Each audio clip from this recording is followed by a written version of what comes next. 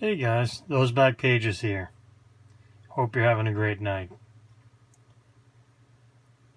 Tonight's video is going to feature my Mickey Mantle basic collection. Seems to be a trend going around, everyone showing off their mantles, so I figured I would too. First up, the rookie card.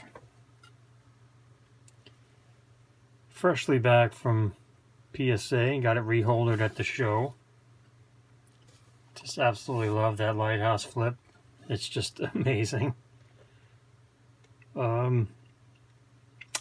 These cards are all going to be pretty self-explanatory, but try to take a look at the registration there, and centering could be better, but there's no typical print line that goes up and down here, and the registration, as I mentioned, is quite good in my opinion. So there's the Mantle rookie. Next up, 53 Bowman color. Now what I try to do with my mantles, for the most part, depending on when I bought them, is go for centering. A little speck on the slab there. Centering is first and foremost. Some of them you'll see I've had for a while that I wouldn't buy again if doing it over, but this is a tough issue to get centered. There is a crease going across right here. It does not bother me at all because it's not in the face area. So with my old cards, I like to do centering and no facial snow or creasing or blemishes. And there's the back.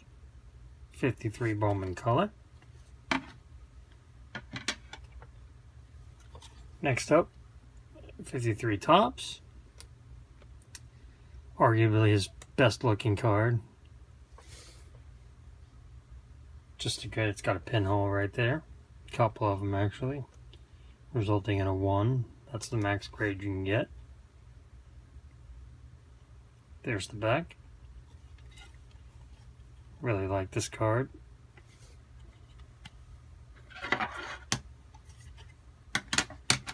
Next up, 54 Bowman. For the 54 season and the 55 season, the Mick signed a deal with Bowman that he would not be in Topps product. So there's no 54 Topps Mickey Mantle. Here again you can see it's got it was lovingly pinned up on someone's pin board way back when. It's got actually falling apart there. The back fell out, but still a well-centered issue, in my opinion.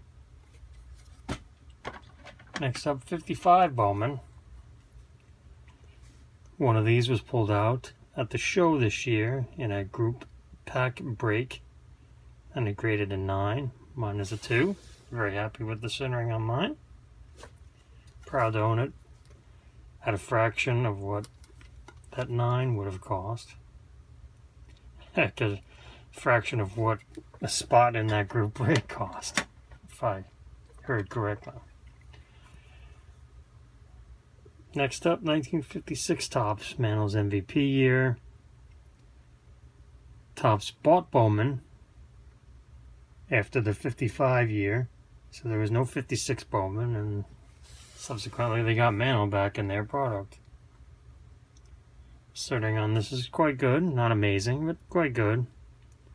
It's got a crease running right down here, just missing his face. I don't know if I'll...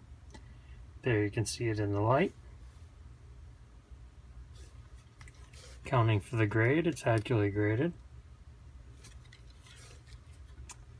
But again, his face looks really good. There's a little scuff right there, but it's a really tough card to, even in low grade, it's a tough card.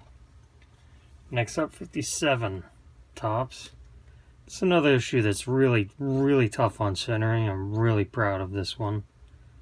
This is the first year that Topps made traditional cards, size cards as we know them today. 57 Topps. Beautiful card. Presents really well for the grade. It's 57 Topps. 58 Topps, I've not been able to find one that meets my criteria. 59 Topps as well. 60, I'm not a big fan of. 61, no criteria. Next up, 62. Again, great centering on this one. This was in a SGC 3 case, I believe it was. Yes, I think it was a 3. Bit overgraded by SGC. It's this accurately graded. It's got some creasing right there. Looks like it was in somebody's pocket. Sat on as a child. Next up, 63 Topps. Another tough issue for centering. This was in an SGC 1.5. Might have been a 2. Can't remember. It crossed over years ago. But it's got the tough green bottom border. Centering is always tough on this issue. Really like that one. Next up, the first Mantle I ever owned, I traded for and then submitted it. And it's a 1 with a mark on it. Some pencil that looked like someone tried to scratch and erase off. But, you know, it's not in good shape. But it's real. And it's a 64 Mantle. That's the first one I ever owned.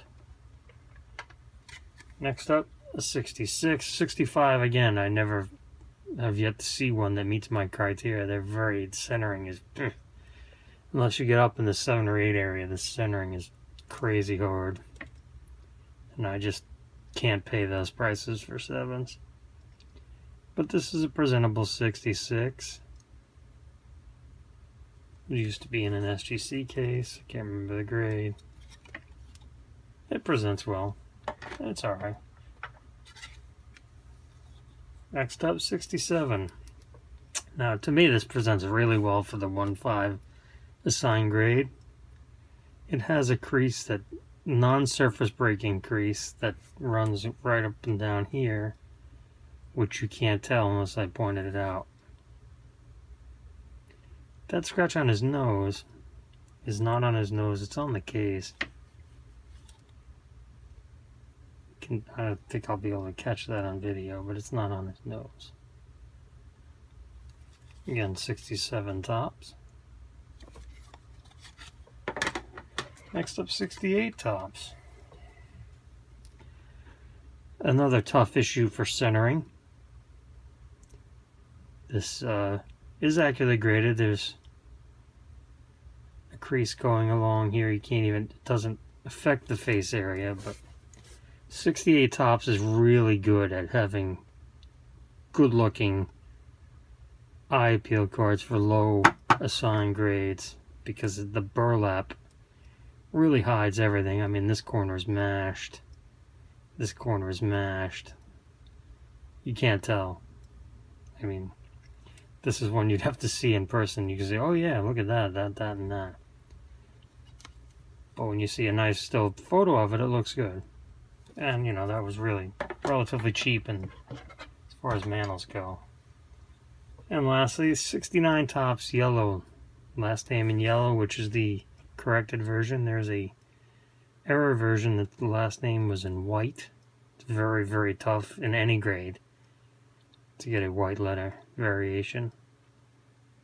This was Mickey Mantle's last card. He did not play in 69. He retired in March 69 before the season started. So this card is amazing because it actually captures all of his stats on his last card, and it's card number 500, so it's a high number. And that's a video for another time. And I hope you enjoyed tonight's video, and there we go, right under the 10-minute mark. And I wanted to thank you for tuning in and checking out my mantles.